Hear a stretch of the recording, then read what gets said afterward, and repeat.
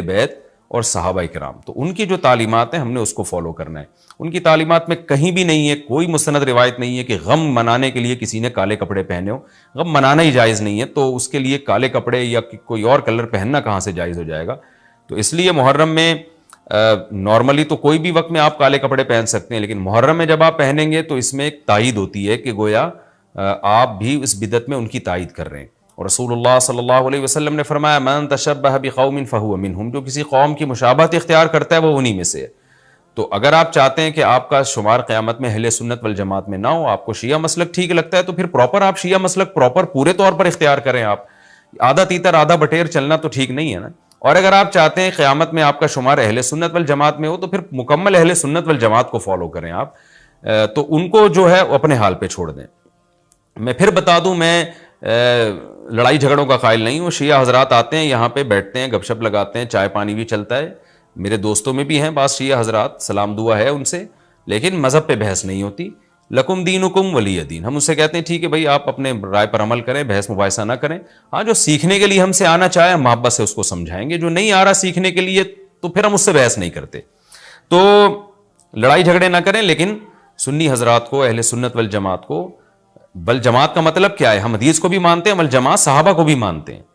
तो सहाबा में अहले बैत भी दाखिल हैं, अहले बैत के अलावा भी सहाबा हैं। तो किसी की भी, हमारी राय तो यही है कि किसी की भी तालीमात नहीं, हमें तो हदीस में कुछ भी नहीं मिलता। तो अल्लाह का वास्ता आप एक राय पर अमल करें। इसलिए मुहर्रम में आप इन चीज़ों को फोकस ना करें। काले कपड़े पहनना, गम मनाना, ये इस्लाम की तालीमात बिल्कुल भी नहीं है। तो ये तो मैंने इस सवाल का जवाब दिया कि मुहर्रम में स्पेसिफिक काले कपड़े अगर आप पहनेंगे तो ये एक बिदत की तायीद होगी। तो नबी सल्लल्लाहु अलैहि वसल्लम ने तायीद से मना किया है। मुफ्ती साहब, आपने बयान में कहा कि कौवा हलाल है। हदीस में आता है 4 फासिक जानवरों से नबी सल्लल्लाहु अलैहि वसल्लम ने मना किया है, उनमें कौवा भी आता है। तो आपने कैसे उसको हलाल कह दिया, ये इनका सवाल है।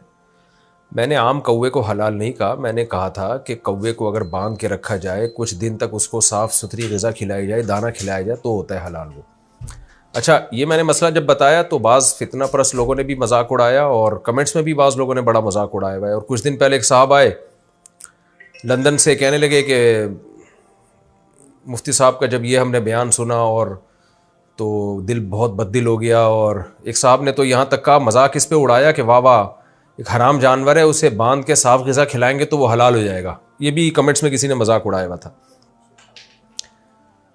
तो पहली बात तो ये कि जिस हदीस में कौवे को हराम कहा, वो फासिक कहा गया है ना, फासिक, तो उसमें सही मुस्लिम के पूरे अल्फाज हैं अल अबका।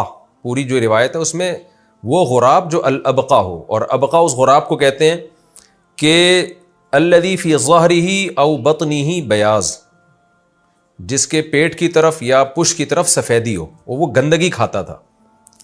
तो इसलिए उलमा ने लिखा है, इब्न क़ुदामा हम्बली रहमहुल्लाह ताला के आप मुग़नी इब्न क़ुदामा उठाएं तो उन्होंने लिखा है कि इत्तफ़क़ल उलमाउ अला इख़राजिल ग़ुराब अस्सग़ीर अल्लज़ी यअकुलुल हब, कि जो कौवा सिर्फ दाना खाता है उस कौवे को इस हदीस से मुस्तस्ना किया गया है। इत्तफ़क़ल उलमा, इस पर उलमा का इत्तिफ़ाक़ है, इजमाई मसला है ये। तो इजमा खुद एक हुज्जत होती है। तो कौवा अपनी वज़ा के एतबार से उन जानवरों में से है जो दरिंदे नहीं हैं। मिसाल के तौर पर मैं अगर किसी से पूछूं कि शुतुरमुर्ग खाने के हलाल होने की क्या दलील है, इस तरह बहुत सारे हलाल परिंदे हैं जिनका हमें हदीस में तज़किरा नहीं मिलता, लेकिन उनको जायज़ क्यों कहा जाता है? इसलिए कि वो हलाल परिंदों की जिन्स में से। हलाल परिंदे कौन से होते हैं? जो चोंच से खाते हैं, जो चीर फाड़ नहीं करते, वो परिंदे हलाल होते हैं।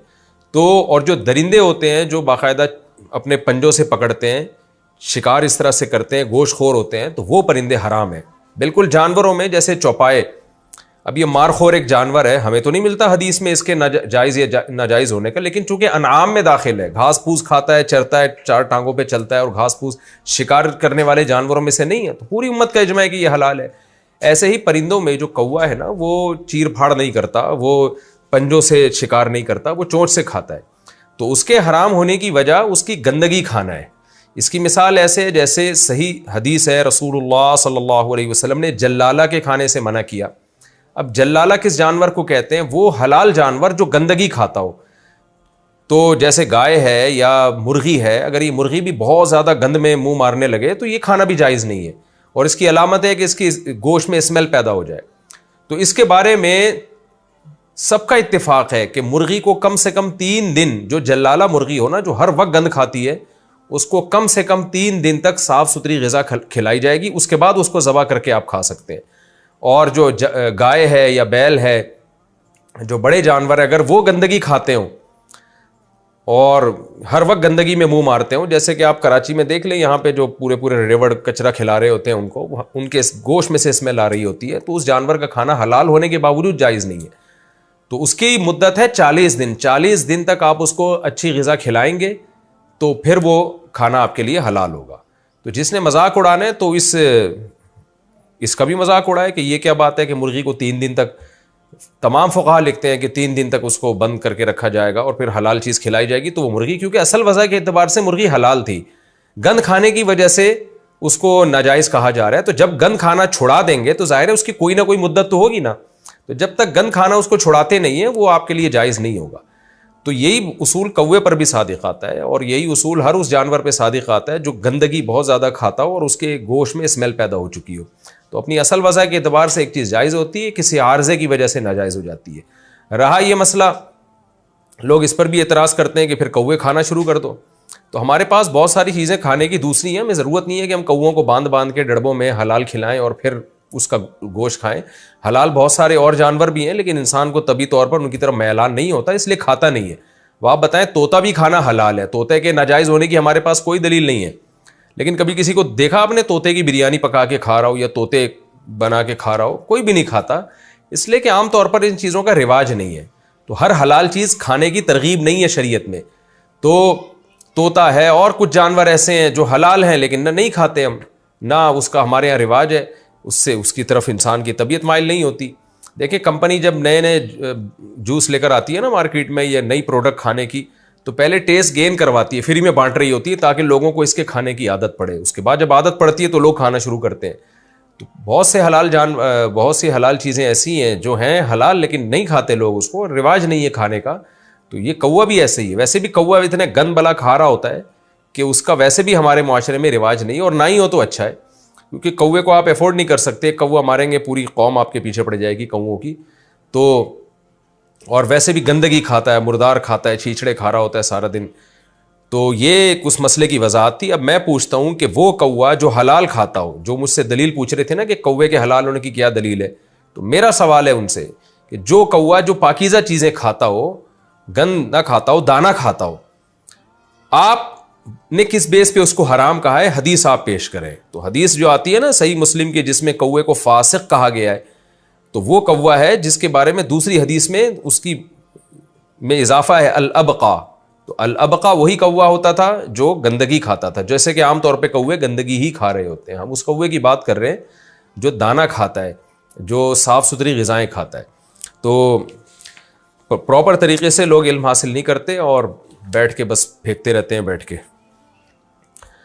अच्छा भाई, दूसरा सवाल ये है कि रहा ये मसला, लोग कहते हैं फिर खाओ, तो आप भी तोते खाना शुरू कर दें, तो हम कौवे के बारे में गौर करेंगे। जैसे तोते नहीं खाए जाते, मैना नहीं खाई जाती, हालांकि हलाल जानवर है, हराम होने की कोई दलील नहीं हमारे पास, तो इसी तरह कौवे भी नहीं हमारे माशरे में खाए जाते। जनाजे पर या कब्र के अंदर खुशबू और केवड़े का छिड़काव, नीज़ कब्र के ऊपर फूल पत्तियों और फूल के छिड़काव की क्या हैसियत है? उस्मान साहब कराची से। जो कौवे के बारे में मैंने मसला बताया था ना, तो एक साहब है, उनका काम ही यही है कि फ़ौरन बच्चों की तरह उनको, जैसे बच्चे के हाथ में झुंझुना आ जाए ना तो फ़ौरन झुंझुना बजाना शुरू कर देता है। तो ऐसे ही एक मोहतरम है मशहूर, उनका काम ही यही है कि जब भी कोई ऐसी चीज़ मिलेगी तो उनको ऐसा लगता है जैसे झुंझुना आ गया, एक तमाशा और मजाक उड़ाने का उनको मौका मिल गया। तो ये उन पे ही सूट करता है। आम लोग इन तमाम दवाएं बच्चों की पहुंच से दूर रखें।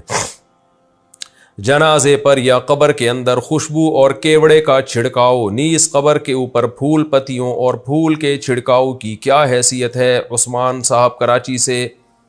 बिल्कुल नाजायज़ है, हराम है। सिर्फ मैयत पे, कफन पे आप खुशबू लगा सकते हैं। कब्र के अंदर खुशबू छिड़कना या कब्र के ऊपर फूल डालना, इसकी शरीयत में कोई हैसियत नहीं है, असलाफ से ये अमल साबित नहीं है।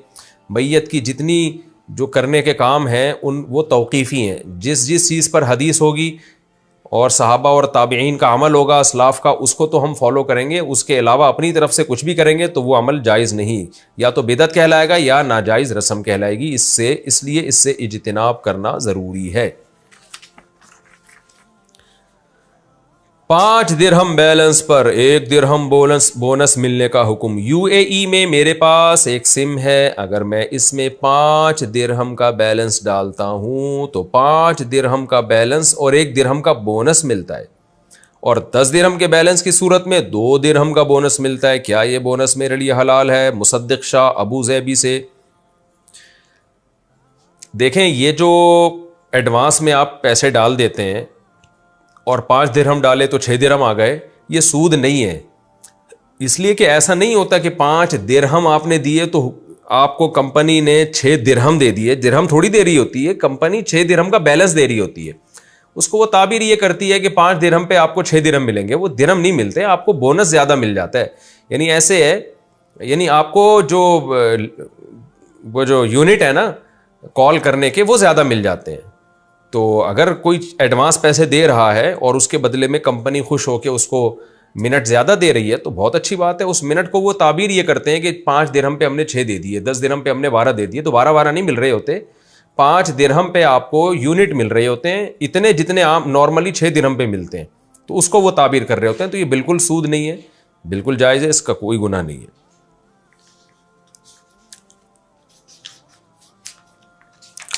अच्छा भाई, पबजी गेम खेलकर पैसे कमाना कैसा है? पबजी वाले टूर्नामेंट करवाते हैं और पैसे रखते हैं 1 करोड़ या 2 करोड़। सुभान अल्लाह, रखते कहाँ पर हैं ज़रा मालूम करके बताएं। फिर जो जीतता है उसको बांट देते हैं, किसी टीम से कोई पैसे नहीं लिए जाते। क्या ये हलाल होगा या हराम? गुफरान साहब उत्तर प्रदेश से।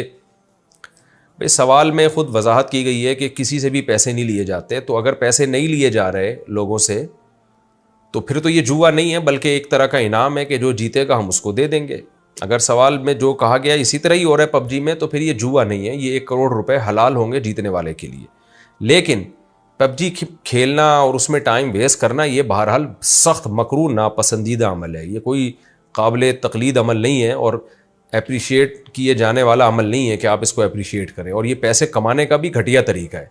तो मैं हराम होने का फतवा नहीं लगा रहा, लेकिन बहरहाल नामुनासिब और घटिया तरीका है। अपने आप को इन फजूल कामों से बचाएं। नबी सल्लल्लाहु अलैहि वसल्लम ने फरमाया, मिन हुस्नी इस्लामिल मर्इ तर्कुहु मा ला यानी। इंसान के इस्लाम की अच्छाई में से है कि लायानी चीज़ों से बचे। आप कह सकते हैं 1 करोड़ रुपए मिल रहे हैं तो लायानी कहाँ से हो गया? मिल किस काम के बदले में रहे हैं? क्या कौम की खिदमत की आपने? कौन सा तीर मार दिया? पर वीडियो गेम पकड़ के बैठे रहे 1 घंटे तक।